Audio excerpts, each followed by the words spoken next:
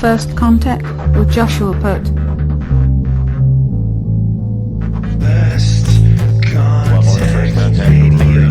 to First Contact Radio. Talk about all these things we're talking about is because in life, everything is energy. Every single thing that's out there. It's time to demand the truth. All right. Thank you, everybody. Welcome to First Contact Radio. How's everyone doing today?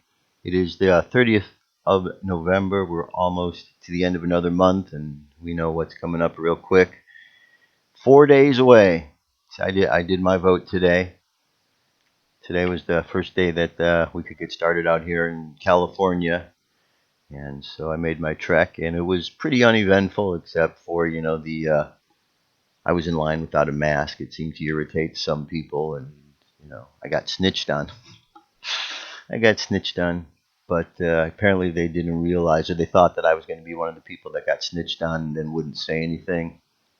Apparently they didn't think that one through, because I made sure that I did say something afterwards.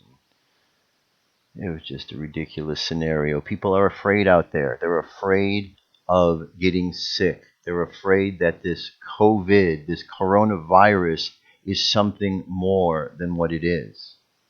And that's really, really difficult. And it's difficult to understand that good people who have the ability to use their brains, be smart, be logical, maybe even have gone to school and got educated, that's difficult to see that those people aren't getting it. They're missing the point, and they're going on fear. But it just shows what fear is a big thing. Here's an article we're going to start things off with. Got a couple of news stories. This one here, it's about Dr. Fauci. I don't think this guy should be trusted as far as he could be thrown. And I'm not the only one who thinks that. This here is called Dr. Fauci's COVID-19 Treachery with Chilling Ties to the Chinese Military.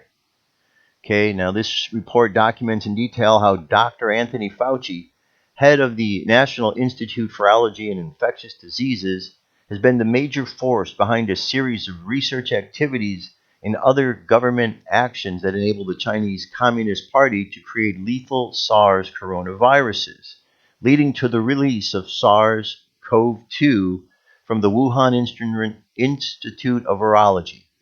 Fauci continues to cover for the Chinese and for himself, denying the origin of the SARS-CoV-2 and delaying and thwarting worldwide attempts to deal rationally with the pandemic. This report documents with more than 100 leaked citations the following activities by Dr. Fauci. Until stopped by President Trump in mid-April 2020, Fauci funded both individual Chinese researchers and Wuhan Institute as collaborators with American researchers in creating lethal coronaviruses from harmful bat viruses. The collaboration and direct funding enabled the Chinese Communist Party and its military to make potential bioweapons on their own, including SARS-CoV-2. In April 2020, shortly after our disclosure of these U.S.-Chinese collaborations, President Trump canceled funding for them. However, Fauci has recently unleashed a deluge of new funding that will almost certainly benefit the Chinese scientists at universities and research facilities in this country who have close ties to the Chinese Communist Party.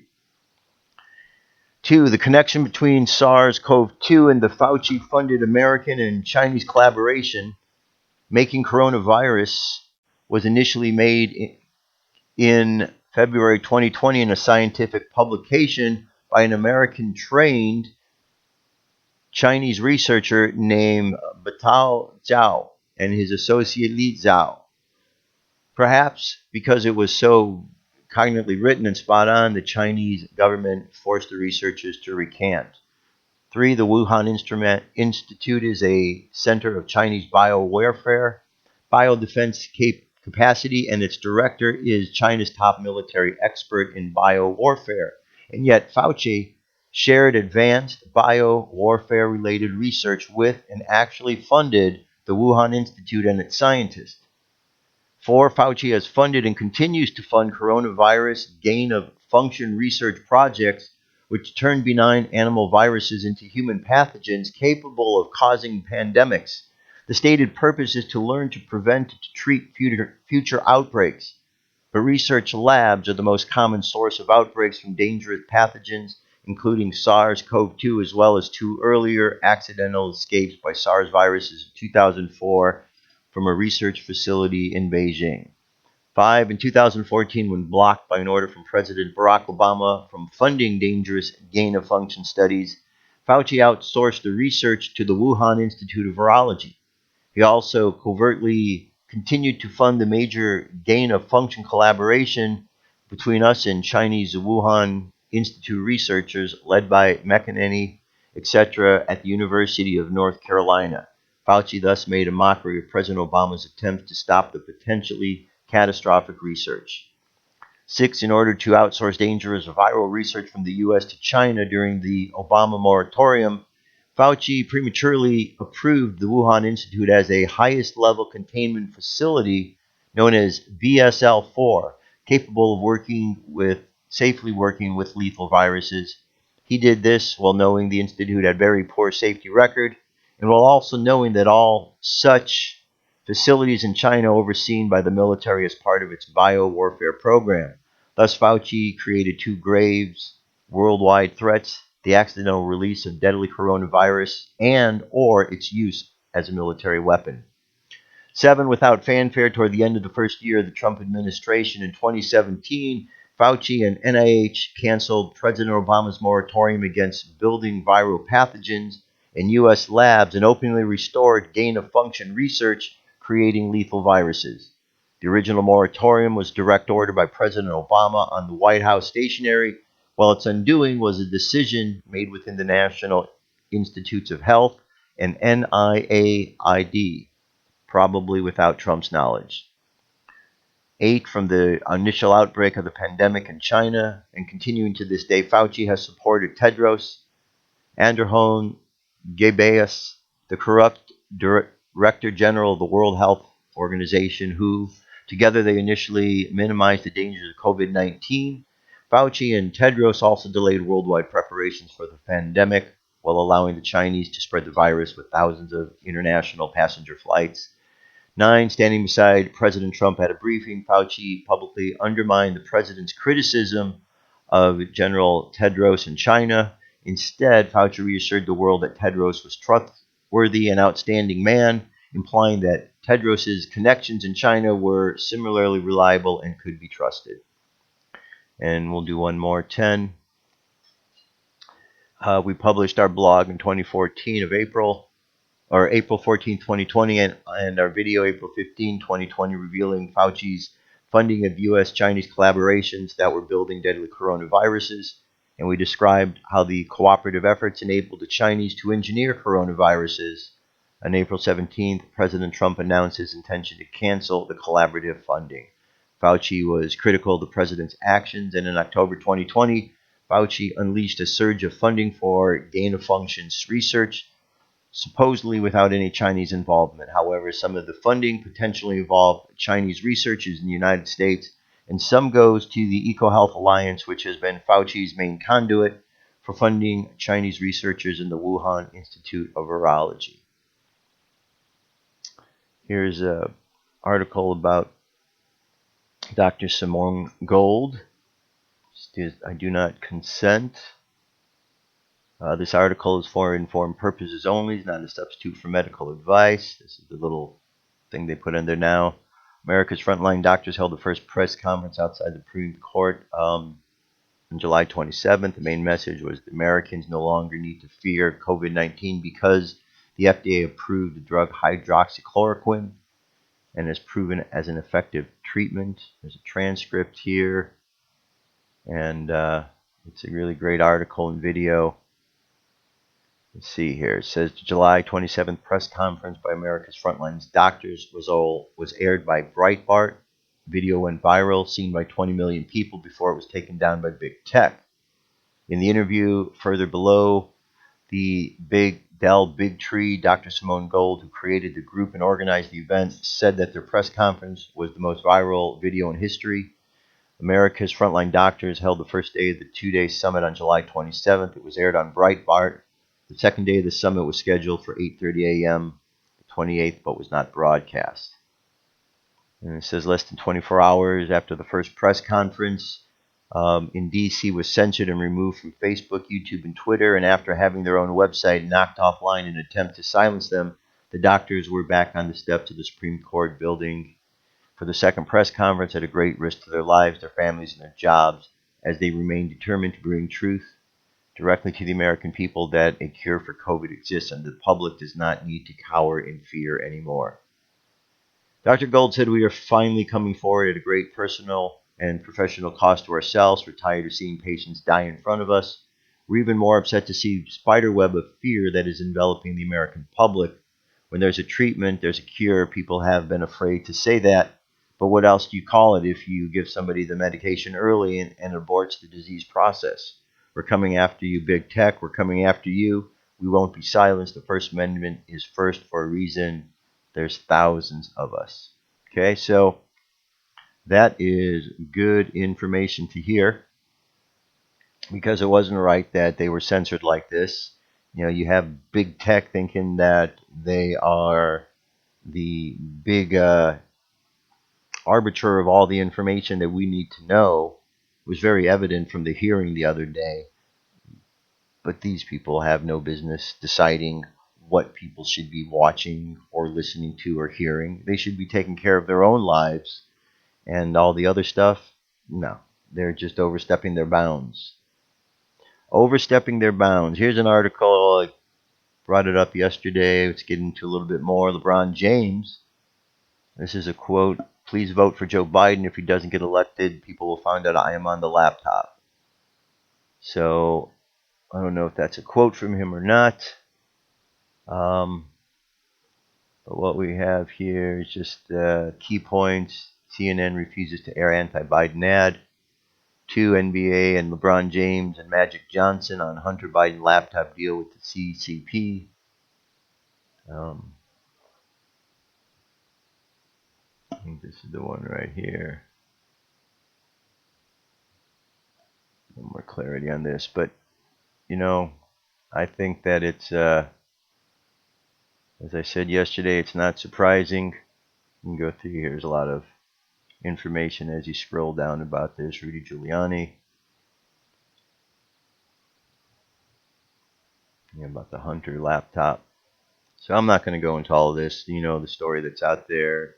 Here's more information if you want to go. Well, this is actually lower, where it gets into the NBA. Lude shows a 2:15 email from France's person to Hunter about a trip to China, revealing the partnership between the NBA and the CCP. The CCP wants to capture the NBA because it's a big influencer on social media. Email also reveals a key CCP agent, Zhang Bo, under 30 years old in 2015. Liu hints that Zhang Bo is related to Z by blood or marriage. You know, it's a lot of information here, a lot of very information. But again, I'm not going to get into all of that. I want to get into something else, a different discussion about something important. Okay. So I wrote something up so I could even specifically address this today. Okay. Look, that's all the main news stories. There's some other stuff coming up here. We're going to kind of switch gears, but what I'm going to ask, give me 5 minutes before you shut me off, okay? 5 minutes before you decide that you don't like to hear what I've got to say further from this point. And after that, go ahead and turn it off. Okay. There's a saying, you don't know what you got till it's gone, right? We've all heard that saying. And the reason I bring that up is because we're at a point in time where we're about to lose everything. Okay? We are about to lose this country that for the last 244 years has been living through this experiment of freedom, different than other countries. There are millions of immigrants who have come to this country and continue to come to this country because of what we have to offer. But we're about to lose this. And the reason I think we're about to at that place is because we've taken America for granted. We've done it for a long time. We stopped appreciating America. We stopped appreciating the freedoms we had. We started to neglect the important dates in history that we should remembered. And then we started making excuses why it was okay for us to neglect these dates. We just stopped caring about this country we're in, and then we stopped talking to other people or saying when other people would start disrespecting it. And so we went through a whole phase. And as you start to disrespect something and stop showing appreciation, pretty soon you get to the point where it goes away. So we're on the precipice. We're about to lose everything that we had in America. I hope that you understand that. Because what the left wants to do is go completely the opposite direction. We will lose it all, the freedoms and all, to a party that is not going in the same direction. Now, we've also taken for granted God. And a lot of people don't understand that because they don't think God is important. They don't understand that we are in a spiritual battle right now, and evil is working overtime. And it's not humans who are going to win this battle over evil, over the devil, over these unseen adversaries. It's not humans. You've heard the phrase, the spirit is willing, but the flesh is weak. Okay? Humans are fearful creatures. Humans cower when they are confronted with evil. Heroes don't always arise out of humanity because fear sometimes is too present. But the heroes of society, the heroes of old, they were all connected to their divine source. We know about them because of that. They weren't just the cheap heroes that we see today, the Marvel comic books and these. We hear about great heroes that were connected to the gods, to the deities. So we need to reconnect with that spiritual God source. We need to not be pushing that aside. This isn't the time for that. This is a side where evil is working overtime. And I can assure you, if you look at what the left is doing, they are removing God from their party. If you want to turn your back on God and you want God away, that party is the party. There's no God. And without God, there is violence, there is lying, there is murder, there is deceit. There are all of the problems of injustices that we are seeing and complaining about today. That's what you get without God. So, in order to save this country, what we need to do is we need to make sure that God is on our side. Otherwise, we're going to lose it all. If you think that that's okay, well, I don't know what to tell you. You know, these are turbulent times. This isn't the time to turn your back on God. And if that's what you want to do at this point in time, that is your choice. And all I could say to you is good luck. Good luck, and I hope everything works out.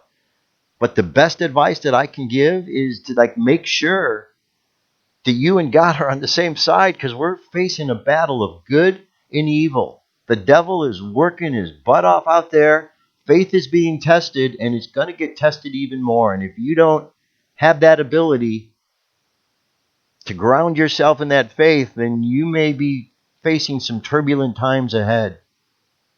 But if you get grounded in that, if you humble yourself to be able to acknowledge the Creator, then you're going to be okay, because you're going to be in line with the shift of energies that are going on. This isn't the time where evil wins. This is the time where good wins. Make sure God knows which side you're on. Make sure you know which side you're on. The word God has been so misused and properly used over the years that people don't understand. They think it means something more than it is, or it doesn't mean what they think it means. A lot of confusion with the word.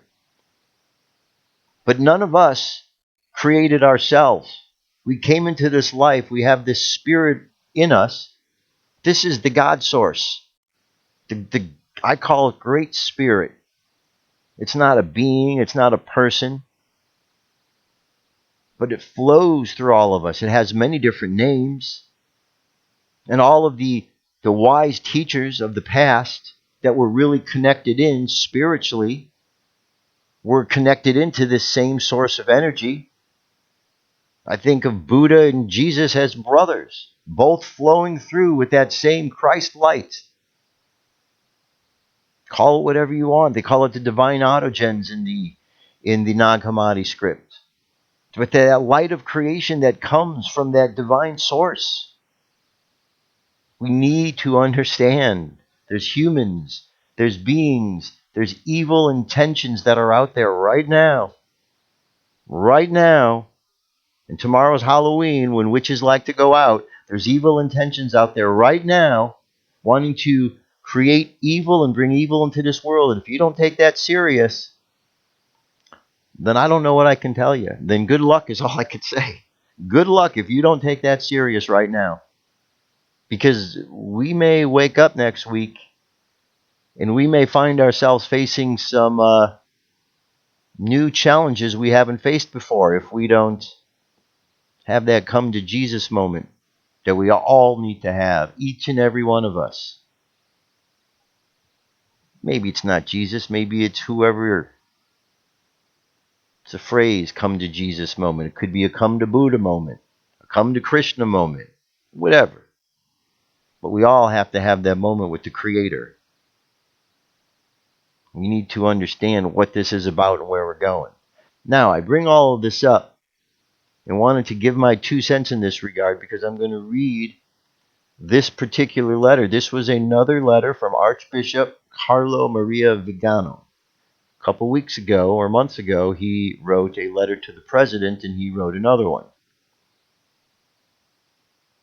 This was dated on the 25th, Sunday, October 25th. Solemnity of Christ the King. Open letter to the President of the United States, Donald J. Trump. Mr. President, allow me to address you at this hour in which the fate of the world, the whole world, is being threatened by a global conspiracy against God and humanity. I write to you as an archbishop, as a successor of the apostles, as the former apostolic nuncio to the United States of America. I'm writing to you in the midst of the silence of both civil and religious authorities. May you accept these words of mine as the voice of one crying out in the desert. As I said when I wrote my letter to you in June, this historical moment sees the forces of evil aligned in a battle without quarter against the forces of good.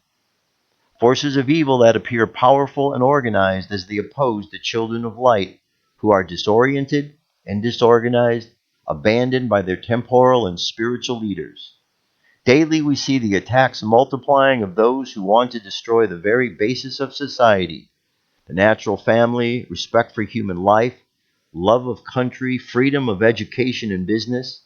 We see heads of nations and religious leaders pandering to the suicide of Western culture and its Christian soul, while the fundamental rights of citizens and believers are denied in the name of health emergency that is revealing itself more and more fully as an instrumental to the establishment of an inhuman, faceless tyranny. The global plan called the Great Reset is underway. Its architect is the global elite that wants to subdue all of humanity, imposing coercive measures with which to drastically limit individual freedoms and those of entire populations. In several nations, this plan has already been approved and financed. In others, it is still in its early stage. Behind the world leaders, who are the accomplices and executors of this internal project, there are unscrupulous characters who finance the World Economic Forum and Event 201, promoting their agenda. If you recall, this Event 201 was the event that was held by the Bill and Melinda Gates Foundation in October 2019 that was discussing what would happen if there was a virus loosed and there was a pandemic. And out of this organization came the data that has been used that was the incorrect data about how many people would die. Okay? The purpose of the Great Reset is the imposition of a health dictatorship aiming at the imposition of liberal-side measures, hidden behind tempting promises of ensuring a universal income and canceling individual debt. The price of these concessions from the International Monetary Fund will be the renunciation of private property in adherence to a program of vaccination against COVID-19 and COVID-21 promoted by Bill Gates and with collaboration of the main pharmaceutical groups. Beyond the enormous economic interests that motivate the promoters of the Great Reset, the imposition of the vaccination will be accompanied by the requirement of a health passport and a digital ID, with the consequent contact tracing of the population of the entire world. Those who do not accept these measures will be confined in detention camps or placed under house arrest with all their assets to be confiscated. Mr. President, I imagine that you already are aware that in some countries the Great Reset will be activated between the end of this year and the first trimester of 2021. For this purpose, further lockdowns are planned, which will be officially justified by a supposed second and third wave of the pandemic. You are well aware that the means that have been deployed to sow panic and legitimize draconian limitations on individual liberties, artfully provoking a worldwide economic crisis. In the intentions of its architects, the crisis will serve to make the recourse of the nations to the Great Reset irreversible, thereby giving the final blow to a world whose existence and very memory they want to completely cancel. But this world, Mr. President, includes people, affections, institutions, faith, culture, traditions, and ideals, people and values that do not act like automatons, who do not obey like machines because they are endowed with a soul and with a heart, because they are tied together with a spiritual bond that drives its strength from above, from that God that our adversaries want to challenge, just as Lucifer did at the beginning of time with his non-serviism. Many people, as we all know, are annoyed by the reference to the clash between good and evil and the use of apocalyptic overtones, which, according to them, exasperates spirits and sharpens divisions. It's not surprising that the enemy is angered at being discovered just when he believes that he has reached the citadel he seeks to conquer undisturbed. What is surprising, however, is that there is no one to sound the alarm. The reaction of the deep state to those who denounce its plan is broken and incoherent, but understandable. Just when the complicity of the mainstream media has succeeded in making the transition to the New World Order almost painless and unnoticed, all sorts of deceptions, scandals, and crimes are coming to light. Until a few months ago, it was easy to smear as conspiracy theorists those who denounced these terrible plans, which we now see being carried down to the smallest detail. No one up until last February would have ever thought in all of our cities citizens would be arrested simply for wanting to walk down the street, to breathe, to want to keep their businesses open, to want to go to church on Sunday, yet it is happening all over the world, even in picture postcard Italy that many Americans consider to be a small enchanted country with its ancient monuments, its churches, its charming cities, its characteristic villages. And while the politicians are barricaded inside their palaces, promulgating decrees like Persian satraps, businesses are failing, shops are closing, people are prevented from living, traveling, working, and praying.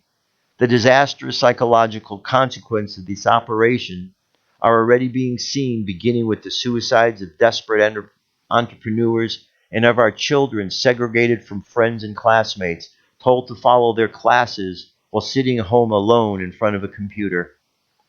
In sacred scripture, St. Paul speaks to us of the one who opposes the manifestation of the mystery of inequity. Kath Khan, in religious sphere, the obstacle to evil is the church, in particular the papacy. In the political sphere, it is those who impede the establishment of the New World Order. As is now clear, the one who occupies the chair of Peter has betrayed his role from the very beginning in the order to defend and promote the globalist ideology, supporting the idea of the deep church and those who choose him from its ranks. Mr. President, you have clearly stated that you want to defend the nation, our nation under God, one nation under God, fundamental liberties and non-negotiable values that are denied and fought against today. It is you, dear President, who are the very one who opposes the deep state, the final assault to the children of darkness. For this reason, it is necessary that all people of goodwill be persuaded of the epochal importance of the imminent election, not so much for the sake of this or that political program, but because of the general inspiration of your action that best embodies in this particular historical content that world, our world, which they want to cancel by means of the lockdown. Your adversary is also our adversary. It is the enemy of the human race, he who is a murderer from the beginning. Around you are gathered with faith and courage those who consider you the final garrison against the world dictatorship.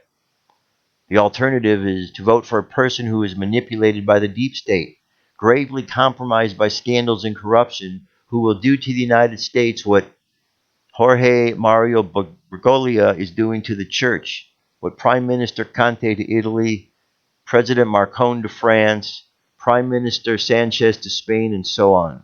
The blackmailable nature of Joe Biden, just like that of the prelates of the Vatican magic circle, will expose him to be used unscrupulously, allowing illegitimate powers to interfere in both domestic politics as well as international balances. It is obvious that those who manipulate him already have someone worse than him ready with whom they will replace him as soon as opportunity arises. And yet, in the midst of this bleak picture, this apparently unstoppable advance of the invisible enemy, an element of hope emerges. The adversary does not know how to love, and it does not understand that it is not enough to assure a universal income or to cancel mortgages in order to subjugate the masses and convince them to be branded like cattle. This people, for which too long has endured the abuses of a hateful and tyrannical power, is rediscovering that it has a soul, that it is understanding that it is not willing to exchange its freedom for the homogenization and the cancelization of its identity. It is beginning to understand the value of family and societal ties, of the bonds of faith and culture that unite honest people. This great reset is destined to fail because those who planned it do not understand that there are still people ready to take to the streets to defend their rights, to protect their loved ones, to give a future to their children and grandchildren. The leveling inhumanity of the globalist project will shatter miserably in the face of firm and courageous opposition of the children of light. The enemy has Satan on its side, he who truly knows how to hate. But on your side we have the Lord Almighty, the God of armies arrayed for battle, and the most holy Virgin who will crush the head of the ancient serpent. If God is for us, who can be against us? Mr. President, you are well aware that in this crucial hour, the United States of America is considered the defending wall against which the war declared by the advocates of globalism has unleashed. Place your trust in the Lord, strengthened by the words of the Apostle Paul. I can do all things in him who strengthens me. To be an instrument of divine providence is a great responsibility for which you will certainly receive all the graces of state that you need, since they are being fervently implored for you by the many people who support you with their prayers. With this heavenly hope and the assurance of my prayer for you, for the First Lady, and for your collaborators, with all my heart, I send you my blessing. God bless the United States of America. Carlo Maria Vigano, Archbishop of Alpania. So, Those are some heavy duty words right there. Okay? We're in a spiritual battle. You can deny it all you want. You can turn a blind eye to it all you want. But you're not going to get very far. If you want to make it through this spiritual battle, then you need, let me repeat that, you need to connect with God. Whoever that is in your life, you need to connect with that source and you need to get right with it. And if you think you're too good for that, well then, I don't know what to tell you. Good luck. Because nobody should be too good for God.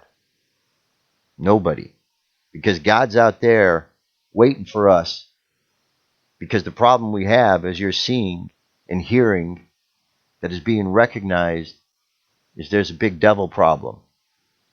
And the only one who's going to kick the butt of the devil is God. Now, I want to show you this right here. This is called The Great Reset, Davos and the Plot to Cancel Trump. It's a 25-minute video, but this is exactly what was being talked about. From the editor's desk, Michael Matt takes a look at some good news regarding the COVID recovery rate before exploring what's really going on with the global pandemic.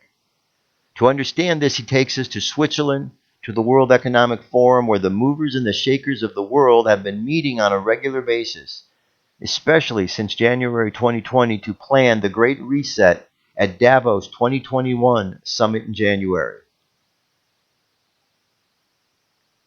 Using multiple clips, Michael shows how everyone from Soros to Gates to Schwab to Al Gore and the Secretary General of the United Nations are only too eager to admit that COVID offers them a rare opportunity to reset the world economy, population control, global commerce, climate change regulation, education, and the UN Sustainable Development Goals in order to reorder, reimagine, and fundamentally transform every aspect of life as we know it. Is this the rest of the story behind the Russian hoax? The phony impeachment, all the other deep state attempts to cripple Trump to make America? The folks at Davos want a new world order, and the only thing standing in their way at the moment is us. And if they get their new normal, nothing will ever be the same again. Okay, so there's a little bit of insight of what's going on with this video. I think you should check that out. It's what was talked about in the letter. The Event 201 was something that happened leading up to this pandemic, that happened in New York. It's connected to all of this. You see Dr. Fauci? This is a long-running hoax. There's some truth to it, but there's a lot of mistruth to it. There's a lot of fear to it. And people are being led down a path of fear and led into a place that's not good. 4 days is an election. 4 days. I'm not ready to accept socialism or communism. I'm not ready to go back into another party that's a godless party. I'm not ready to have to deal with this violence as it's the new normal. I hope you're not ready for that either. And I hope that we can stand up against this. Now, thank you for hearing me out. To me, the most important thing is God. All the news stories, they're all just the minutia of what's taking place as it's playing out. But there's always a bigger story. It's like the energy that happens with the fire, water, the air, the earth. Earth is the final element at the bottom. You got the fire up at the top. The idea, you sprinkle it with the water, the emotions, you make a mold of it, you put it out as a mold, you distribute it. You got the final product. Fire, water, air, earth. And if you want to affect the earth, you go up to one of the higher ones. You have to go. So here on earth, we have to go to the higher source for our assistance. We can't do it all on our own. So I've been saying for a long while that Donald Trump, President Trump now, is being guided by or is Archangel Michael. I believe that completely. And there's just a little bit about Michael. Saint Michael the Archangel isn't a saint, but rather he is an angel and the leader of all angels and of the army of God. This is what the title Archangel means, that he is above all the others in rank. Saint Mike, he has 4 responsibilities or office, as we know.